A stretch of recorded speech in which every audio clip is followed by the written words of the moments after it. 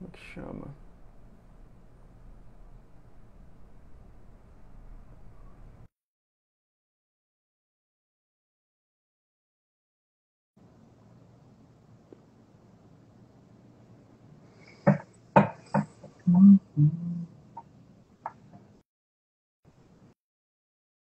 Bom, eu não sei nem quem é que tá aqui.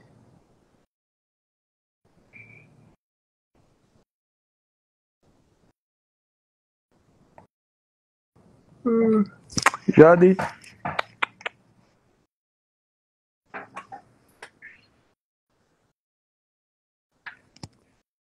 vou mostrar pra vocês quem é que manda na consultoria, mas aparentemente ela tá dormindo. Eu tenho que trabalhar.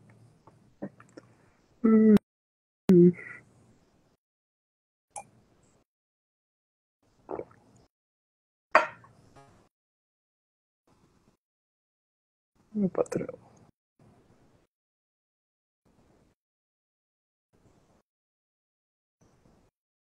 Por que burro?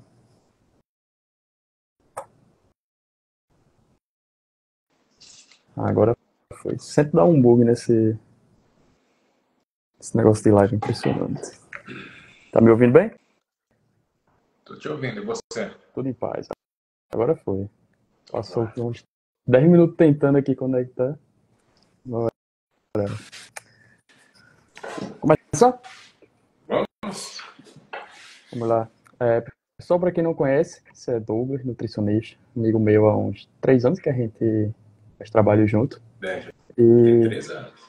agora de forma oficial entre personal e nutricionista. E hoje nós vai bater um papo aqui sobre processo de emagrecimento, também de ganho de massa.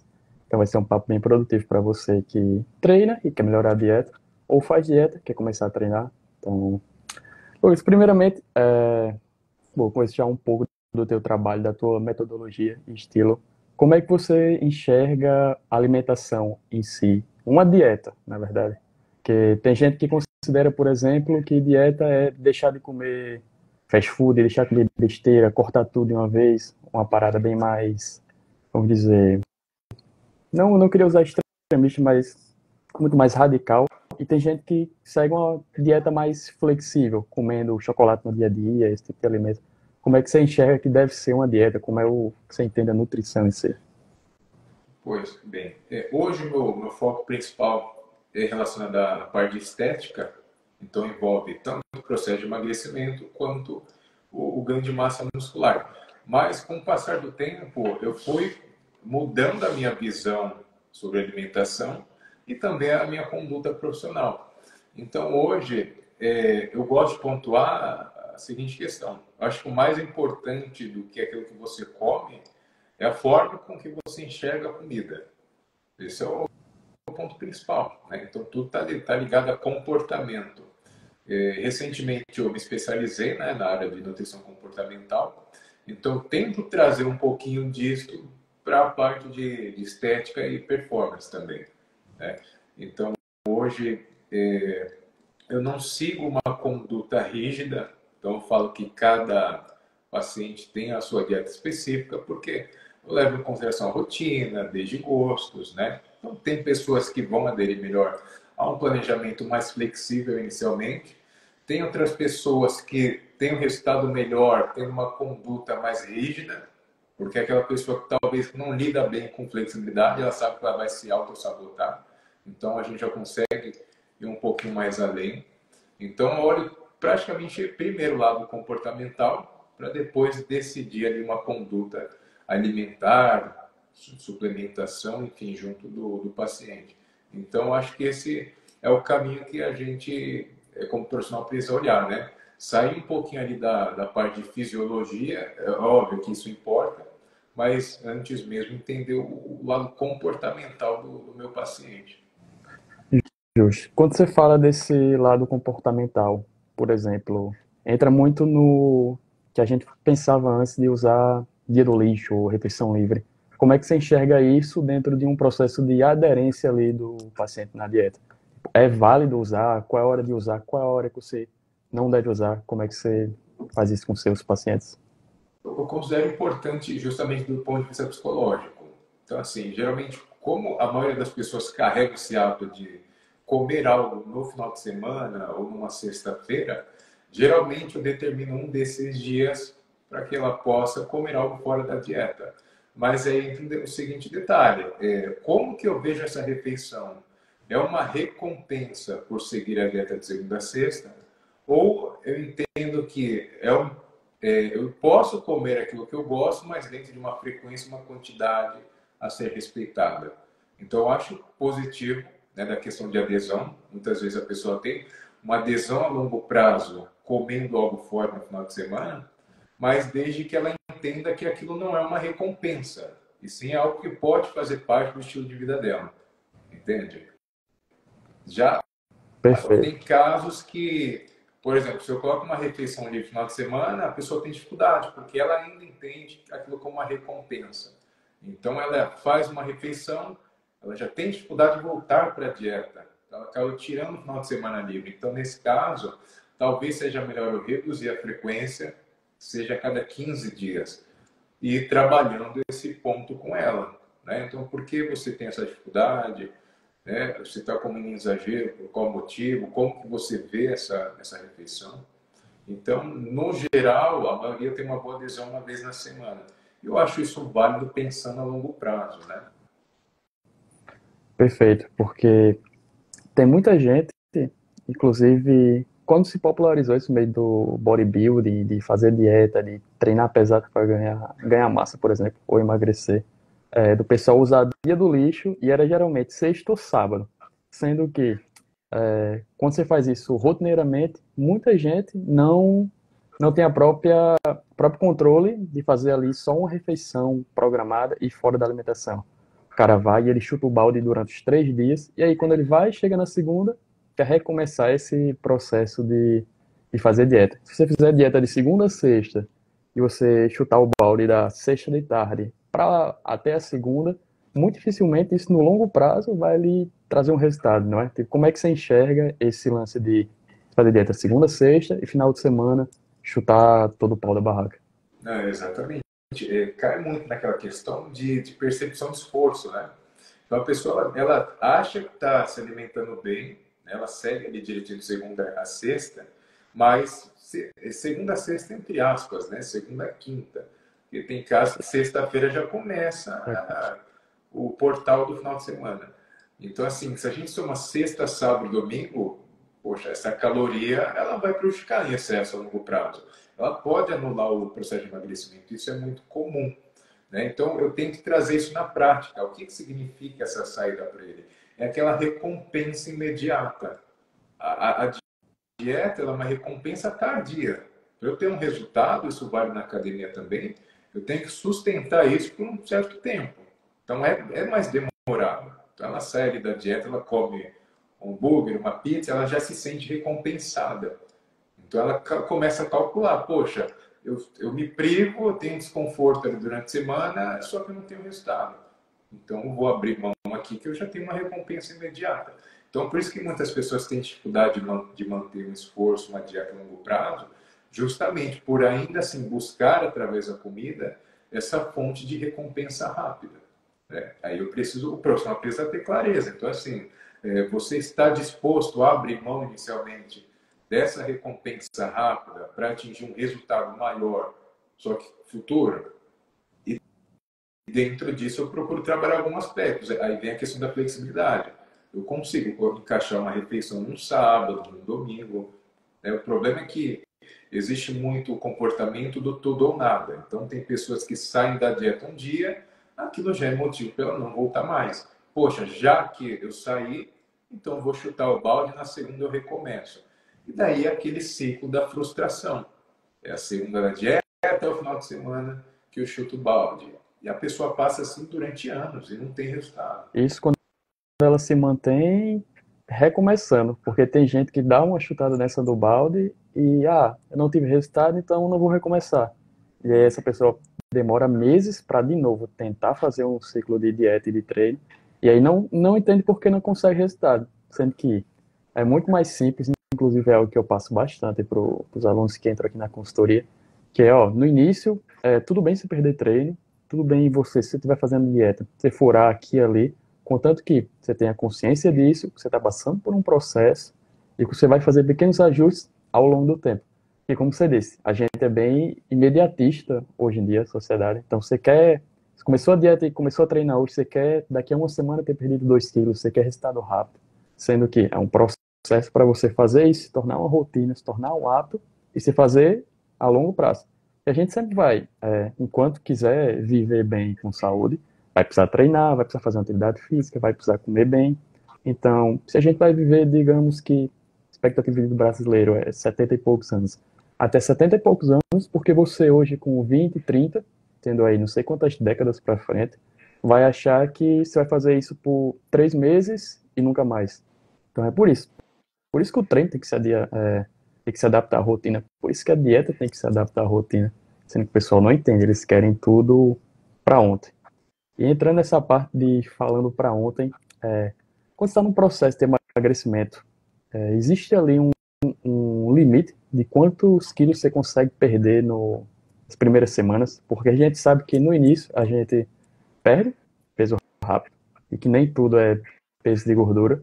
Isso aí dá aquela motivação a mais, mas o quanto seria uma perda saudável ali no início, vamos dizer?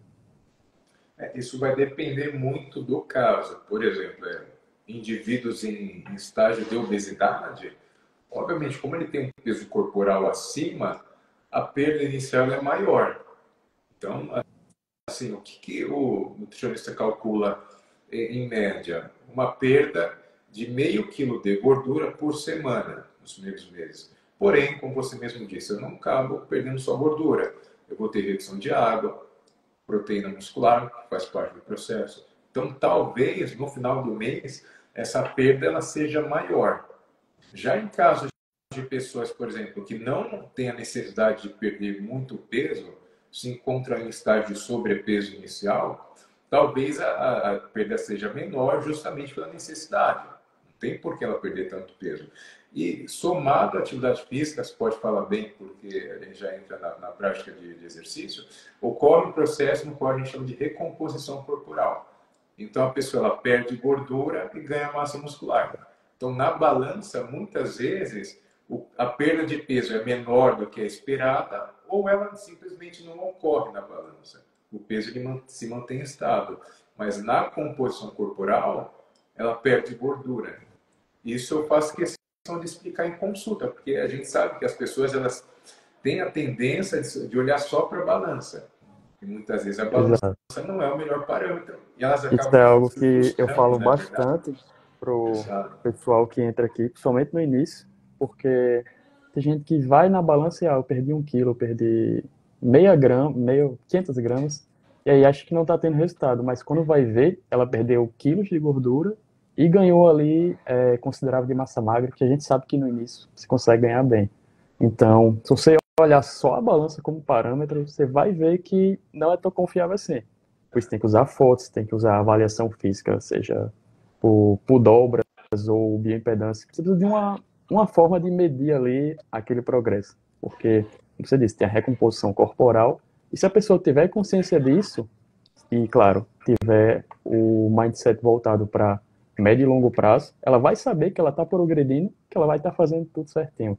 Então, se desprender da balança, como você disse, e avaliar o progresso. Pô, eu tô dormindo melhor, eu tô treinando melhor, eu tô me alimentando melhor. Isso aqui tá dentro do que é programado para mim? Se sim, você tá no caminho ali para evoluir. E às vezes é algo que as pessoas não conseguem valorizar, justamente pelo fato de querer começar hoje, perder peso amanhã. A gente sabe que o caminho não é bem assim. Exatamente. O processo de perda de peso é algo crônico. Então, como você mesmo pontuou bem, eu preciso encarar, eu preciso ajustar a alimentação dentro da minha rotina. Porque aquela alimentação repetida com o tempo, a tendência é que se torne um hábito. E hábito a pessoa carrega ali para o resto da vida dela, contando com essas saídas da alimentação que é normal. Mas aí percebe que até mesmo para eu ter uma exceção de sair da dieta, eu preciso ter uma regra, eu preciso ter um hábito consolidado. E esse é o grande grande ponto que a gente trabalha durante o processo de emagrecimento, porque assim, simplesmente seguir uma dieta a curto prazo e perder peso, a maioria é capaz de fazer isso. Só que entender a importância da alimentação, trabalhar com base na mudança de hábito, entender que é um processo crônico a longo prazo, é o grande ponto que acontece no processo de reganho de peso, por falta de mudança no estilo de vida. Esse é Aquele efeito sanfona que muita gente reclama, né? Você emagrece aqui, para um tempo, ganha peso de novo, porque você não conseguiu transformar aquilo num hábito, numa mudança de rotina. Inclusive, é quando o pessoal fala de começar a fazer dieta, de mudar hábito alimentício, um dos grandes problemas é dieta é caro. O pessoal sempre fala isso. Eu vi um post teu que você falou que você fez a dieta do cara e ele está na dieta consumindo, gastando menos do que ele gastava com iFood, por exemplo. Qual a importância do cara ter um direcionamento aqui para fazer isso? Porque se você for no mercado e quiser comprar aqueles produtos que, entre aspas, são saudáveis, você vai gastar o dobro do que os fast foods ou as comidas ruins. Mas porque a pessoa não consegue montar ali. Então, como é que você consegue montar uma alimentação boa e barata para o teu paciente? esse é um ponto importante, porque assim, obviamente, ao contratar um profissional, você quer que ele pense por você. E muitas vezes, se eu não tenho conhecimento, óbvio que o excesso de informação entra nesse ponto, que as pessoas acabam ficando confusas, né? Ainda mais quando envolve a indústria alimentar e suplementação também. Então, assim, cada dia é um produto novo, isso acaba de fato confundindo as pessoas. Então, onde um meio se explora muito do marketing, então, utilizam termos fit, o zero glúten, sem lactose, e a pessoa ela tem a tendência de associar aquilo com o mais saudável, sendo que não é necessariamente. E óbvio que o preço final é maior do que o produto convencional. Então, o que eu procuro trabalhar é justamente que essa educação nutricional, esse é o ponto. Isso envolve leitura de rótulo, né? Durante a consulta a gente vai desmistificando alguns mitos nutricionais ali, e no final das contas ela dá de cara com ela tem essa percepção. Ela não precisa gastar muito conforme ela pensava, e na verdade ela come até mais do que ela comia antes, porque eu traduzo aquela caloria de alimento ultraprocessado que ela consumia em alimentos mais saudáveis. Isso gera um volume maior no dia a dia dela. Então ela tem essa sensação de que está comendo mais e ainda está economizando. Perfeito. Que todo mundo quer. Tem um ponto aí que eu Exato. acho interessante quando eu pego uns rótulos, que é zero açúcar. Aí quando você vai ver as entrelinhas é zero adição de açúcar. Então aquele alimento já tem provavelmente muito açúcar, ele só não tem açúcar a mais. E aí se você Exato. não souber ler um rótulo, se você não parar ali para prestar atenção, você vai estar comprando um produto mais caro e que às vezes nem é tão saudável assim. Então, pô, essa educação dos rótulos é importante. Falou um ponto importante agora, a gente acha, por exemplo, numa dieta de emagrecimento, você vai passar fome, sendo que às vezes, como a alimentação foi bem ajustada com alimentos que lhe dão saciedade e são melhores, você tem a sensação que você está ficando mais cheio. Por que que isso acontece? Tipo, quais são os alimentos que levam a isso, ou conjunto de nutrientes que dão essa sensação de saciedade maior? Bom, perfeito. Então, assim, são justamente, é um conceito que a gente trabalha na nutrição de densidade calórica.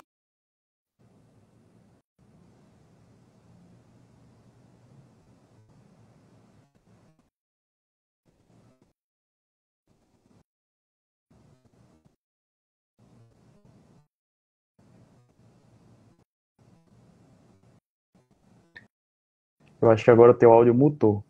Travou aqui.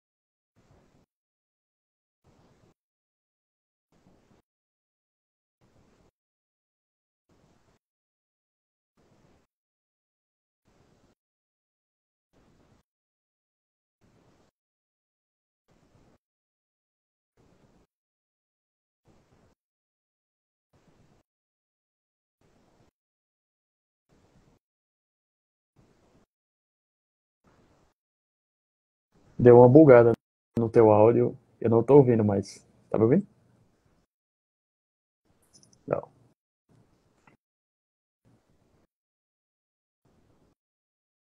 Clique e volta aí. Eu acho que vai normalizar. Não.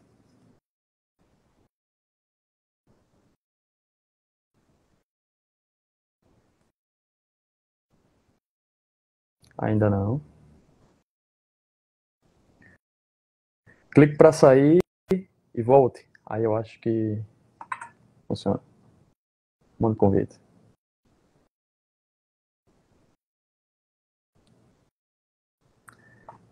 Enquanto isso, back clica. Eu só não abro aqui para vocês entrarem porque tem uma galera que gosta de bagunçar. Ah, agora voltou. Voltou? Voltou. Você tá falando de densidade calórica. Falou um pouquinho, aí aqui já ficou mudo. Não, mas deu para entender o conceito? Não, porque travou justamente na hora. Repete aí. Então assim, é justamente essa questão da densidade. Então, o nutricionista ele procura incluir alimentos que teoricamente têm baixa caloria e geram maior volume. Então, visualmente o paciente se sente confortável porque ele está comendo bem, né, em questão de quantidade. E outro ponto também é a questão da composição da refeição. Então, assim, nutrientes como proteína, fibras, elas geram mais saciedade, por questão hormonal nesse caso. Só que veja bem, entra a questão da fome, você citou. Então, assim, conforme eu tenho uma redução de gordura, é uma adaptação fisiológica. A cada quilo de gordura reduzido, eu tenho um aumento do meu apetite. E muitas pessoas associam esse aumento de apetite como algo ruim. É aquela ideia, eu não posso sentir fome no emagrecimento. Não, e acabam saindo da dieta muitas vezes, percebe? Só que ela não percebe que ela sai da dieta porque geralmente são beliscos ao longo do dia. Não seria aquela refeição planejada que ela senta e come um pouquinho a mais. Ela passa a beliscar ali durante os dias. Então, se eu somo isso ao longo da semana e no final do mês, percebe que vai dificultar o meu emagrecimento? Então, essa questão que eu procuro trabalhar, esse aspecto psicológico. Então, assim, sentir fome não é algo ruim necessariamente. Até porque nosso corpo ele possui reserva energética. Sim. Então, qual a intensidade dessa fome? É aquela fome que está próxima à hora da minha refeição, que eu tomo uma água, um café, eu consigo tolerar até a próxima. Então, é importante interpretar essa fome de uma maneira correta para que ela não vá prejudicar no meu emagrecimento. Exato. Até porque num processo de emagrecimento, e aí acho que você pode falar até melhor, a gente aumenta a produção de alguns hormônios, se não me engano acho que é a grelina, o da fome, que fica aumentada. Então você tem uma tendência a sentir aquela fome, mas às vezes não é nem a fome mesmo, como você falou. Você está perto do horário, e aí, principalmente quando a pessoa deixa de se alimentar e consumir água nas horas anteriores, ela pode ter um aumento ali, uma vontade maior, e às vezes, tipo, se ela ajustar a percepção dela, ela não vai chutar o balde. E aí vai conseguir se manter. Você falou um ponto importante aqui do consumo de proteína no processo de emagrecimento para melhorar essa questão da adaptação à fome. Qual a importância de você, no emagrecimento, consumir mais proteína? Porque a gente, somente o meio aqui do fitness, sempre acha que proteína é o rei de tudo, e principalmente que é o rei de tudo num ganho de massa magra, no processo de bulking. Sendo que a proteína ela é tão importante quanto, ou até mais, que você pode falar melhor, num processo de emagrecimento. Então, qual a importância dessa proteína no emagrecimento? Não, perfeito. No emagrecimento ela é mais importante, né? Então assim, o consumo ele é maior do que propriamente no processo de ganho de massa muscular, por dois fatores. Primeiro, saciedade, isso é uma questão hormonal. Então assim, quando ingerimos proteína, essa proteína é quebrada no intestino e sinaliza a produção de hormônios que sinalizam saciedade no nosso sistema nervoso central. Então esse é o primeiro aspecto. O segundo é preservação de massa muscular. Então, qual que seria o ideal? A pessoa associa a dieta com treinamento, ela vai perder gordura, mas é provável que tenha uma redução pequena, parcial de massa muscular, e ao aumentar o consumo de proteína, eu consigo amenizar esse processo de perda. Então, por isso que no emagrecimento o consumo de proteína é maior. Já no processo de ganho de massa muscular, numa dieta hipercalórica, não tem essa necessidade, justamente porque eu estou consumindo mais carboidrato e consumindo mais gordura. Então, esses nutrientes já exercem o efeito de poupador de proteína. Eu não vou utilizar a proteína para produzir energia, porque esses outros substratos eles já cumprem esse papel. E na prática, o que a gente vê é o contrário. A pessoa que quer ganhar massa, ela come tudo em excesso, incluindo proteína, e quem quer emagrecer, corta tudo, inclusive proteína. O que acontece? Fica com aquele físico de flacidez, porque ela perde peso, perde gordura, mas depleta a massa muscular também. Então, esteticamente, não fica algo legal. Então, são erros muito comuns. Perfeito. Se ela mantesse ali a proteína mais alta no processo de emagrecimento, ela ia perder gordura, mantendo massa magra e criando um ambiente perfeito para uma fase que ela fosse querer ganhar mais peso, ganhar massa. Entrando nesse ponto, e aqui a gente percebe que é o oposto do processo de emagrecimento, que é o processo de ganho de massa. Quando o pessoal vai querer ganhar massa corretamente, sem ganhar muito gordura, os maiores medos, inclusive tinha um aluno que tinha esse medo, era o de consumir carboidrato, que a gente sempre associa carboidrato. Primeiro, a só açúcar e a ganho de gordura, sendo que o carboidrato é importante no processo de ganho de massa. Então, como é que você explica esse lance do carboidrato para um ganho de massa limpo e bem feito ao longo do tempo? Perfeito. Assim, isso é um ponto importante, porque, assim, além da qualidade do alimento, assim, obviamente você vai procurar escolher bons alimentos. Raízes, tubérculos, cereais, integrais, que são carboidratos complexos. E os carboidratos simples, principalmente refinados, industrializados, como açúcares, né, que envolvem a produção de demais alimentos, o ideal é que a gente procure evitar. Agora, na hipertrofia, principalmente, o carboidrato ele tem esse efeito de poupar proteína degradada, né, para a produção de energia, e também envolve a estimulação de um hormônio chamado insulina. A insulina, nós sabemos que é um hormônio anabólico. Então, pessoas que têm uma boa sensibilidade à insulina conseguem atingir esse objetivo de ganho de massa muscular e manter um percentual de gordura controlado. Geralmente, o que está associado ao ganho de gordura é a diminuição da sensibilidade à insulina. E Então, aí por entra isso que... um ponto bem importante, que é no processo de bulking você manter o cardio. Que o cardio ele melhora essa sensibilidade à insulina e você consegue ficar em bulking por mais tempo, no bulking mais controlado, mais limpo. E aí o pessoal, você vê como a galera tende a fazer o contrário. No bulking não faz cardio e no cutting, que é a perda de peso, se enche de cardio. Sendo que aí, principalmente nas fases de transições, você tem que ter um uso moderado dessas atividades, até para não queimar cartucho. Então, isso foi um ponto aqui bem importante. E ponto aqui que eu queria perguntar para você, qual é uma relação, obviamente vai variar da fase, uma relação considerável de quanto de carboidrato eu preciso, quanto de proteína eu preciso, e aí se você puder dizer também quanto de gordura eu preciso em um processo de, primeiro, de ganho de massa e depois em um processo de emagrecimento. Nós temos recomendações gerais, né, de ficarem numa faixa de consumo de carboidrato visando ganho de massa muscular de 4 a 8 gramas de carboidrato. Tem indivíduos que, por uma questão genética, de metabolismo, baixo percentual de gordura, que entra a composição corporal também, que eu consigo estimar o consumo acima disso. Tá? É importante especificar. Não necessariamente que quem faz musculação a gente envolve no âmbito de performance. Performance vai além disso. Você pode falar melhor, aí envolve volume de treino, frequência. Então, a nutrição já é diferente nesses casos, o consumo é ainda maior. Então, vamos tratar daquele cliente que ele só faz musculação ali na academia.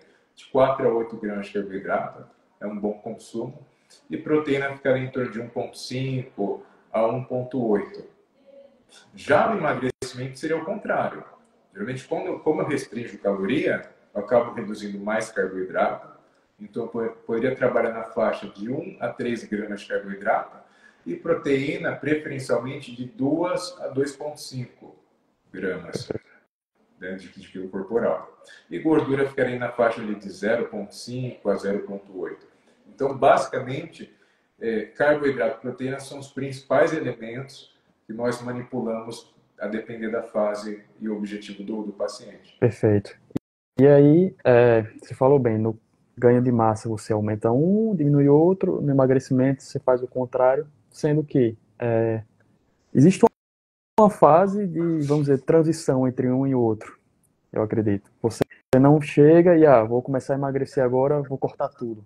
Como é que você faz isso com os seus pacientes? Tipo, no início, a gente tá aqui, você vai diminuir isso aqui, e a tendência é ir diminuindo, como é que você trabalha com o pessoal? Esse é um ponto importante, é o processo de transição e ele exige mais paciência. Porque, assim, geralmente, quem vem numa dieta restrita, né, conseguiu reduzir o percentual de gordura. Muitas vezes a pessoa já está saturada psicologicamente de comer pouco. Ela quer aumentar do dia para a noite as calorias. E daí que muitos acabam queimando o cartucho. Então, assim, deve ser um processo de transição aos poucos. Então, a minha sugestão, saiu de uma dieta de déficit calórico, passa para uma dieta normocalórica. O que isso significa? Você vai consumir o compatível com o seu gasto diário. Isso já vai trazer benefício psicológico, que a pessoa vai se sentir melhor comendo um pouco mais, vai reduzir o apetite dela, e ainda assim, nesse período, ela consegue continuar ganhando massa muscular e perdendo gordura, com esse pequeno ajuste. Condicionou isso por um certo tempo, vamos colocar umas 4 a 6 semanas, reavalia, vê a condição física, poxa, continuou progredindo, agora a gente passa uma dieta mais hipercalórica.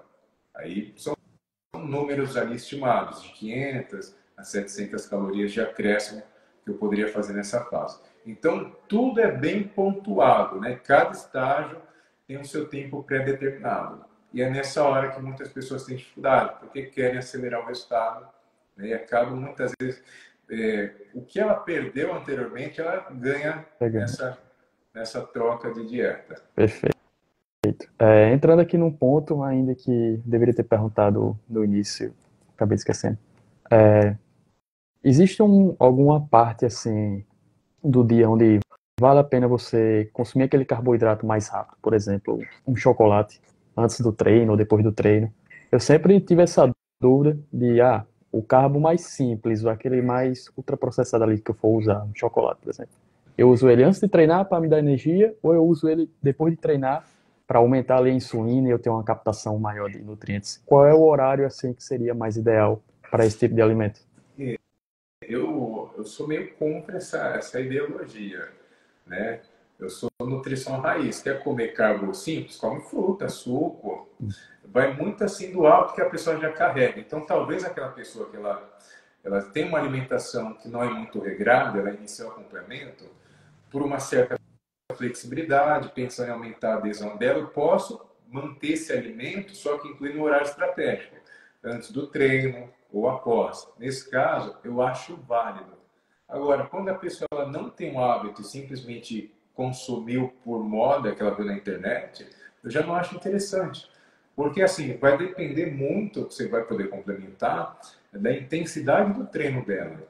Então, assim, se for um recém-treinado, honestamente, ele não merece comer esse tipo de alimento. Não tem necessidade. Muitas vezes a refeição prévia que ele fez horas antes já é o suficiente para ele treinar bem. Então tem mais um fator comportamental nesse caso. Então, assim, por que eu quero comer chocolate? Não é algo que vai impactar na minha performance diretamente, percebe? Certo. Então, depende muito do contexto. Visando performance, eu acho válido, né? Agora, quando não envolve, é mais uma questão estética, vai depender da rotina do paciente e dos hábitos. Porque, assim, tem pessoas que não têm afeto por chocolate, doce de leite, então não faz sentido incluir na rotina dela. Exato, aí você trocou num ponto importante, questão da performance, que num atleta ali, por exemplo, fisiculturismo, talvez seja válido, talvez uma estratégia que ele carregue ali durante anos. Mas numa pessoa comum que às vezes nem gosta, não tem o hábito de ter esse consumo, para que você vai utilizar e jogar para ele agora um novo hábito que pode ser que ele se perca ali, somente no início, que ele não tem tanto controle, então talvez realmente não fizesse sentido.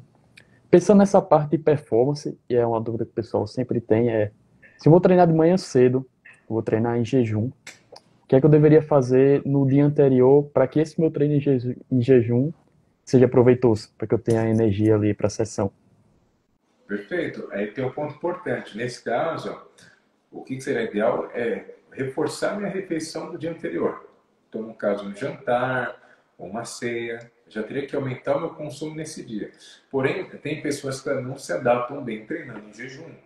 Então, nesse caso, eu posso pensar em incluir um alimento de rápida absorção para poder treinar na sequência. Então, eu poderia pensar em um alimento com um aspecto mais doce. Colocar um pão branco com uma geleia, um doce de leite. Nesse caso, já daria para incluir algum desses alimentos. Por mais que o treino dela não seja de alta performance.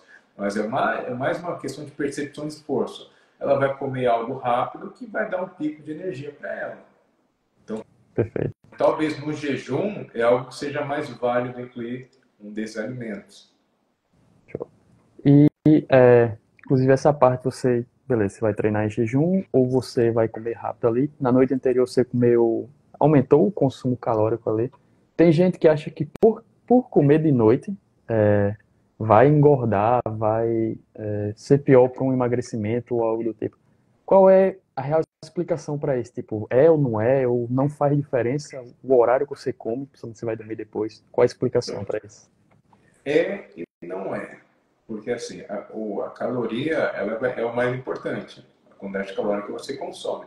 Porém, né, nós temos o famoso relógio biológico, entrando na questão de crononutrição, que não só o alimento, o nutriente, mas o período que eu consumo é fator determinante. Então, o nosso metabolismo, ele é melhor, ele está mais propício para consumir maior carga de carboidrato durante o dia, que existe uma sensibilidade à insulina melhorada nesse caso. Mas é claro, volto a dizer, eu preciso levar em consideração, mas não colocar como fator primordial. Isso tratando de pessoas saudáveis. Agora, se eu atendo um diabético, poxa, já preciso me atentar ao horário que ele consome também. Então, acho que assim, essa questão do momento tem mais validação na parte clínica do que considerando pessoas saudáveis ali. O que vai importar de fato é a quantidade calórica do que ela está consumindo. Perfeito. Entrando também aí nesse aspecto da nutrição nas refeições, de manhã cedo, se você existe alguma rotina assim de alimentação para você ter uma performance maior nas primeiras horas do dia? Por exemplo, você consumir muito carboidrato na primeira refeição, é ruim, não é, deixa mais sono. Qual seria a estratégia nutricional melhor para você acordar, se alimentar e não ficar com sono e conseguir produzir um dia bom ali? Esse é um ponto interessante. Então, assim, basicamente, um dos fatores seria controlar a minha carga glicêmica. Então, assim, se eu faço uma refeição rica em açúcar, por exemplo, eu acordo e tomo um leite com achocolatado. A pessoa tem uma percepção de energia inicialmente, mas daqui 2 horas a energia dela cai e ela está com sono, ela não produz. Então, é ideal que eu mantenha sempre a minha glicemia estável. Como eu faço isso? Ofertando fibras e proteína na minha refeição. Tá? Eu gosto de usar um exemplo na prática, o exemplo do almoço. De 10 pessoas, 8 falam que sente sono depois do almoço. Aí você vai analisar o que ela come. É aquele prato de comida.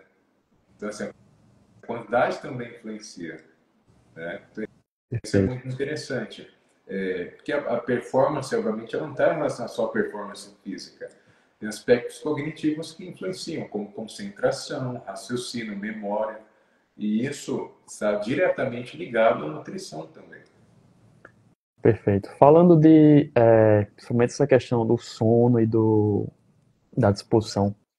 A gente sabe que café dá uma baita de uma energia ao longo do dia, sendo que se você consumir muito café, causa um efeito ao contrário. Você não tem energia, você perde energia. Qual seria o uso ideal da cafeína no dia a dia para você ter ali o máximo do seu rendimento nas tarefas, tanto física como cognitiva? Assim, fora a questão de quantidade, questão de horário também é importante. Então, assim, o que a gente tem de evidência que doses de cafeína acima de 400 miligramas no dia é algo prejudicial. E hoje é muito comum que as pessoas ultrapassem essa dosagem, porque elas consomem muito café e tem pessoas que ainda suplementam com os famosos pré-treino, que é basicamente a base de cafeína.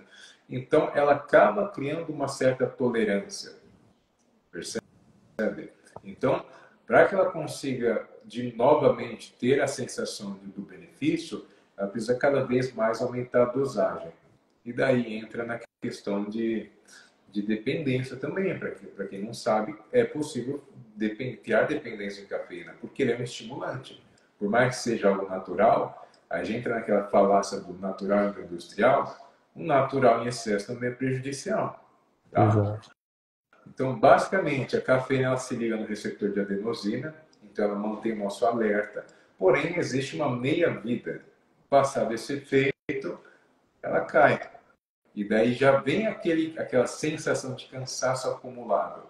Aí cria o ciclo da dependência do café. Eu tomo café para ficar acordado, né? Passado o efeito, eu sinto mais sono ainda e tomo mais café novamente. Tem E tudo um, isso influenciado, só para finalizar, na questão do sono.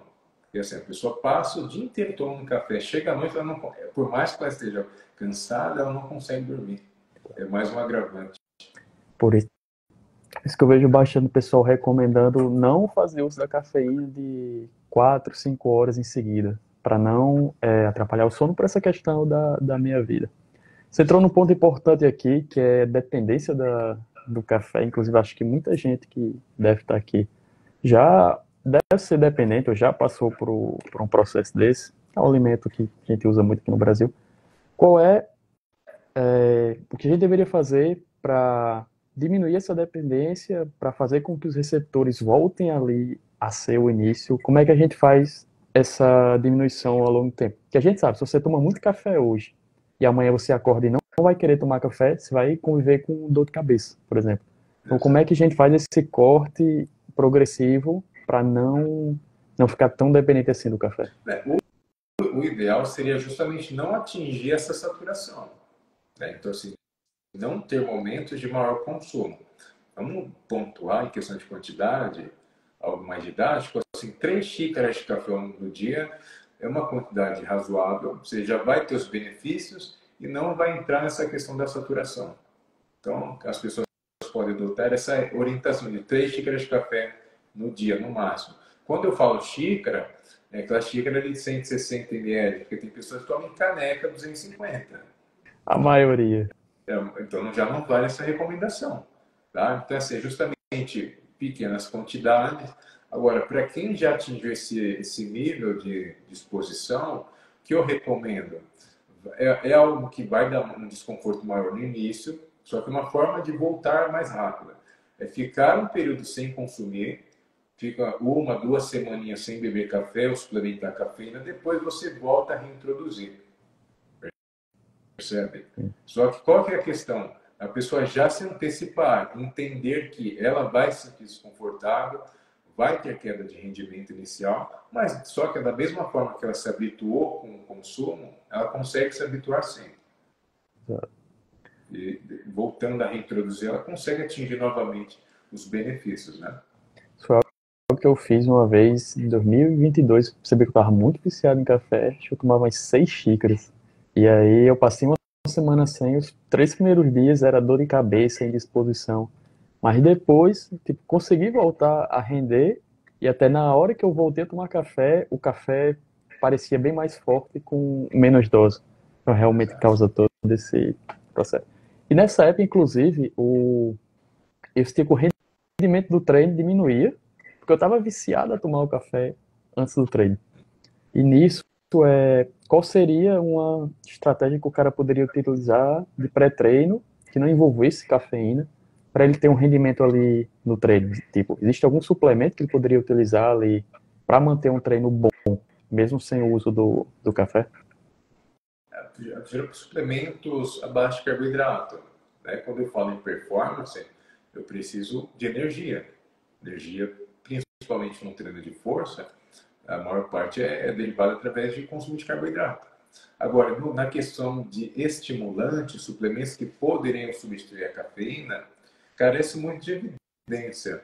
Nós temos ioimbina, teacrina, que teria proposta estimulante sem o efeito posterior de rebote da cafeína. Porque você sabe, né, na época, quem usa muita cafeína, depois tem um efeito rebote. Eu, particularmente, eu parei de usar pré-treino por conta disso. Então, ia treinar de manhã, tomar pré-treino, o restante do dia não rendia. Porque eu ficava naquele efeito rebote de letargia, né? Então, assim, na questão de suplementação, algo que substitua a cafeína, é mais restrito, a gente não tem tantas opções. Agora, em questão de alimentação, é basicamente ajustar o consumo de carboidrato. Perfeito. Inclusive, ia até lhe perguntar, tem uma estratégia que eu gosto muito de pré-treino, que é suco de beterraba. O que é que tu acha? Tipo, realmente dá uma performance maior? É válido? Qual seria a melhor forma de utilizar ali no pré-treino? É basicamente, né, a beterraba, nesse caso, ela tem maior concentração de nitratos, né? Então, o nitrato ele é um precursor de óxido nítrico. Ele tem a função de dilatação dos vasos, nesse caso, maior entrega de oxigênio e nutrientes para a musculatura. Então, via alimentar, o suco de beterraba é uma estratégia interessante, pelo menos 2 horas antes do treino.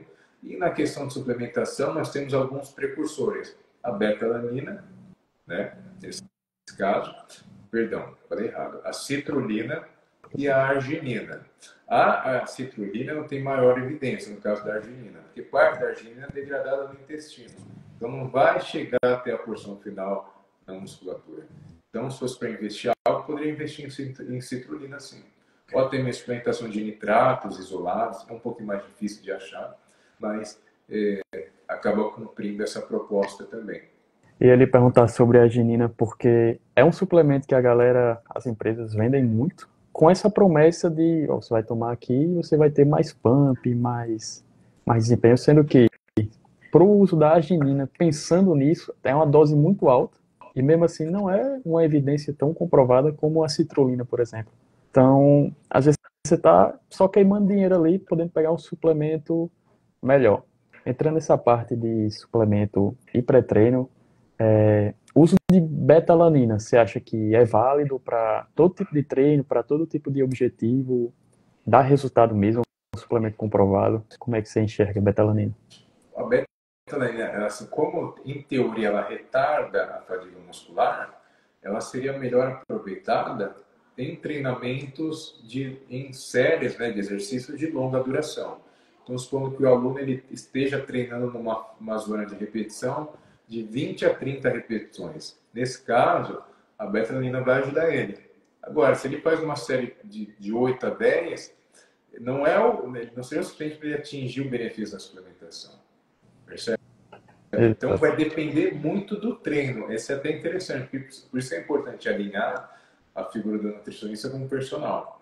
Para eu de fato saber como o aluno está treinando. Então, assim, o personal alinhou um período de treino de maior volume, seja número de repetições, talvez para ele beta-alanina funcione. Está numa fase mais de força, número de repetição diminuído, nesse caso eu ofertaria mais creatina. Então, consigo planejar a suplementação de acordo com o protocolo de treino. Exato. Beta-alanina é um suplemento que é muito mais voltado ali para o endurance. Exato. Então, se você faz séries com repetições maiores, ou se você faz um esporte como corrida de rua, por exemplo, está bem na moda, aí vale a pena utilizar esse tipo de suplemento. Bem bom. Só para finalizar, muita gente vai tomar esse suplemento, principalmente em pré-treino, e sente aquela coceira. Isso é ruim? Existe alguma forma de evitar essa coceira, seja fracionando a dose? Como é que seria esse uso desse suplemento? É um feito de adaptação, na verdade. Então, a chamada parestesia, que seria essa coceira. Para evitar esse efeito adverso, o ideal é que eu fracione o consumo ao longo do dia. Então, recomendação básica, em torno de 1 grama a cada 6 horas. Você teria o efeito acumulativo da beta-alanina, no caso de carnosina intramuscular, e não teria esse efeito desagradável do formigamento. Então, o ideal é você fracionar ao longo do dia. Perfeito, perfeito. Então, acho que a gente fica por aqui. O papo foi bom hoje. Falou de emagrecimento, ganho de massa, suplementos, conseguiu abordar tudo. Falando de tudo, né? Vou ter que marcar mais vezes, porque sempre tem assunto nessa área, é incrível. Então, obrigado, Douglas, pelo seu tempo. Nada, E eu que agradeço quem aí. tiver dúvida, precisar de um nutricionista bom que entende, tá aí o perfil do rapaz. Só seguir e vamos nessa. Muito obrigado mesmo pela participação. Não, eu que agradeço o espaço, sempre bom, né? Então, quem tiver interesse já em contratar a dobradinha, é muito mais fácil, o resultado é maior, né? Dá O muito mais nutricionista resultado. e o personal ali alinhado. Mas realmente é um tema interessante e assim, é muito vasto, porque a gente às vezes pensa em emagrecimento, é aquela coisa simples de comer menos do que gasta, não é bem assim. É muito mais amplo e é algo que está em alta por questão populacional, né? A gente sabe em questões de números, percentual de sobrepeso, obesidade, como é prevalente na nossa sociedade. Então, por isso que é uma pauta tão importante para a gente sempre estar insistindo. Exato. Perfeito. Finalizou com excelência aí. Então, Então é é isso. isso aí. Obrigado a todo mundo que esteve presente aí. Até a próxima. Até a próxima. Tchau, tchau.